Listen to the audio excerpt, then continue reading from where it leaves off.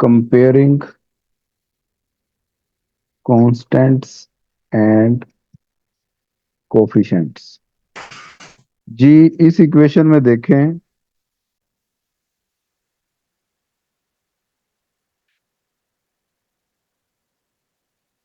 लिखवा दें जरा जल्दी से।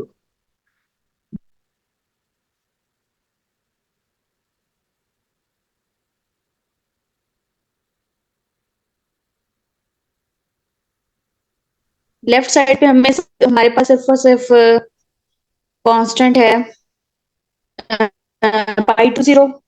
शाबाश, एक ये कांस्टेंट है लेफ्ट साइड पे, तो इधर हमने लिख लिया पाई टू जीरो।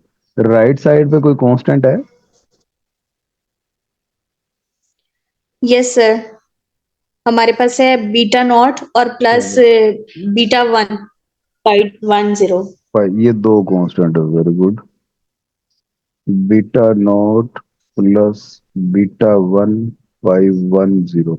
अब कोफिशिएंट्स कंपेयर करने हैं। लेफ्ट साइड पे कोई कोफिशिएंट नजर आ रहा है आपको? जी सर, पाई टू वन और Y. Pi two one, Y नहीं, पाई टू वन कोफिशिएंट हो गया। और राइट साइड पे ओके। एक ये beta one pi one one और बीटा टू, ये कोफिशिएंट आ यस। गया। Beta one pi one one plus beta two, ये जी कहानी। अब टोटल सही। रिड्यूस फॉर्म कोफिशिएंट्स दो हैं और स्ट्रक्चरल पैरामीटर एक दो तीन। तो ये लिखें जरा।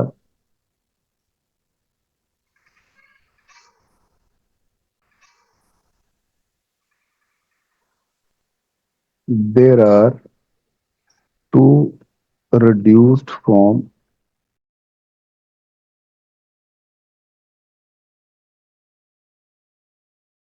इसका मतलब कि ये जो स्ट्रक्चरल पैरामीटर्स हैं एक दो तीन, इनकी वैल्यूज हम इन रिड्यूस फॉर्म कोफिशिएंट्स की मदद से नहीं निकाल सकते, क्योंकि रिड्यूस फॉर्म कोफिशिएंट्स कम है और ये जो से स्ट्रक्चरल पैरामीटर्स ये ज्यादा हैं, तो नहीं निकाल सकते।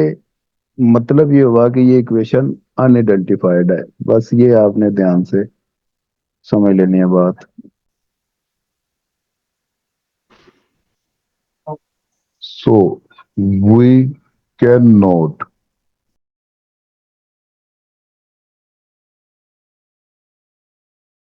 जल्दी जल्दी करवा देता हूँ ताकि आपको आइडेंटिफिकेशन का पक्का हो जाए काम। Q D Q S alpha to,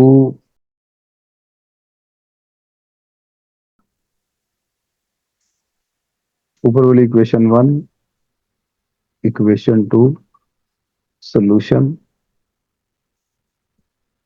सबसे पहले रिड्यूस फॉर्म निकालनी है, Q D equal Q S. इनकी मदद से आपने रिड्यूस फॉर्म बनानी है, alpha two P plus alpha three Y plus alpha four W plus E one equal beta two P plus E two. इसको सारा सोल्व किया तो पी की जो इक्वेशन रिड्यूस फॉर्म मैं डायरेक्ट निकाल देता हूँ, वो बनेगी, कांस्टेंट तो इनमें है कोई नहीं, तो पाई वन जीरो तो नहीं आएगा, पाई वन वन वाई। अब इस पी को इक्वेशन वन या टू दोनों में से किसी एक में पुट करेंगे तो क्यू की रिड्यूस फॉर्म क्या बन जाएगी, pi two one y plus pi two two डब्ल्यू plus v to.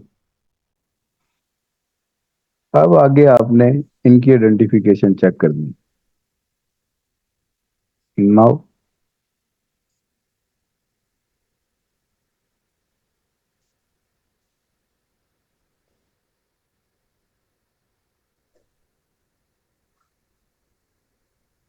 Equation one का जहां तक ताल्लुक है, इक्वेशन वन हमने लिखी Q D equal alpha two P plus alpha 3y plus alpha 4w plus E1। Q और P की रिड्यूस फॉर्म हमने पुट कर दी। पाई, ये ब्रैकेट ओपन की, अल्फा 2 इससे भी मल्टीप्लाई होगा, इससे भी, इससे भी।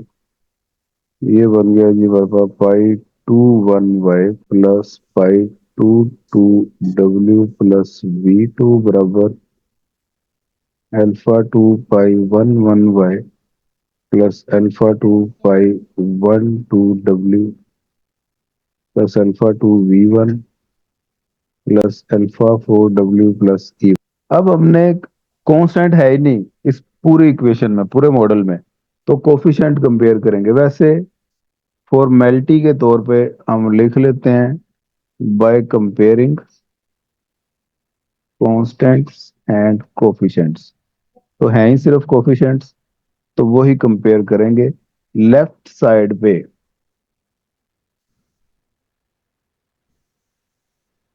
इस इक्वेशन में लेफ्ट साइड पे एक ये कोफिशिएंट है, एक ये दो कोफिशिएंट हैं। पाई 2 1 प्लस पाई 2 2।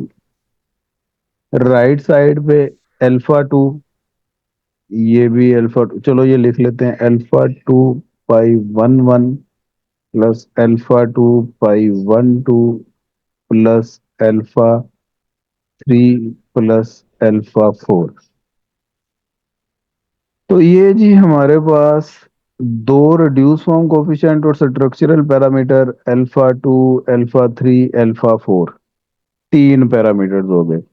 तो क्या करेंगे जी, ये इक्वेशन अवर है कि अनआइडेंटिफाइड है? सर ये ओवर आइडेंटिफाइड है। अनआइडेंटिफाइड है। एक दो तीन स्ट्रक्चरल पैरामीटर ज्यादा हैं, इनकी वैल्यू एस्टिमेट हो ही नहीं सकती। देयर आर, ये खुद से चेक करके बताएं जरा, क्या है अवर है, एग्जैक्ट है कि अनआइडेंटिफाइड है? सर ये भी अनआइडेंटिफाइड होगी क्योंकि इसमें भी ना देख के तुक्का नहीं लाना, करके दसो।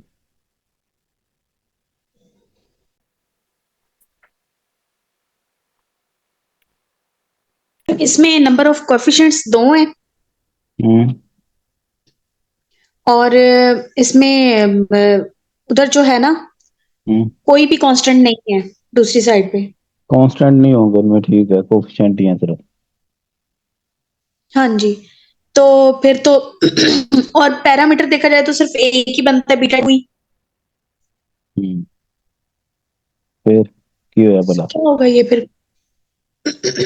हाँ जी, बीटा 2 पाई 1 1 बन रहा है और इधर से बीटा 2 पाई 1 2 बन रहा है और इधर से पाई 1 1 और प्लस पाई 1 2। तो सर मुझे तो यही लग रहा है कि इसमें नंबर ऑफ कोफिशिएंट्स ज्यादा हो गए हैं, ये जो इधर के हैं, यानी कि लेफ्ट साइड पे दो हो गए हैं कोफिशिएंट्स और इधर पैरामीटर जो है वो एक ही है, तो ये ओवर आइडेंटिफाइड हो गया।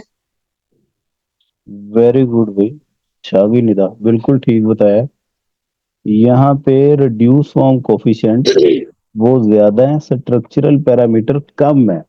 इसका मतलब है स्ट्रक्चरल पैरामीटर के जो आंसर निकलेंगे वो मल्टीपल निकलेंगे, तो यहाँ पे रिड्यूस फॉर्म कोफिशिएंट ज्यादा हैं, वो एक से ज्यादा दफा आंसर निकालेंगे, पैरामीटर ही एक है। तो इसलिए इसे ओवर आइडेंटिफाइड बोलेंगे। तो ये मैं इधर सर्कल भी कर देता हूँ, एक रिड्यूस फॉर्म कोफिशिएंट ये है, एक ये, और इस तरफ स्ट्रक्चरल पैरामीटर सिर्फ बीटा 2 है, क्योंकि आगे भी बीटा 2 है, वो रिपीट तो हमने नहीं ना करना, एक ही दफा लिखना होता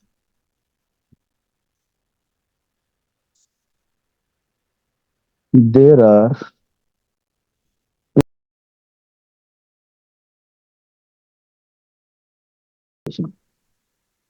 अब मेरा ख्याल है कि ये रिड्यूस फॉर्म की मदद से आइडेंटिफिकेशन कुछ समझ आ गई है आप लोगों को। बकाया इसकी मजीद प्रैक्टिस करेंगे। कुछ रिड्यूस फॉर्म वाले आपको जो क्वेश्चन मैंने करवाए थे उनकी आइडेंटिफिकेशन चेक करें, तो आपको सारा क्लियर हो जाएगा कि कौन सी इक्वेशन एग्जैक्ट आइडेंटिफाइड है, कौन सी अवर, कौन सी अनआइडेंटिफाइड।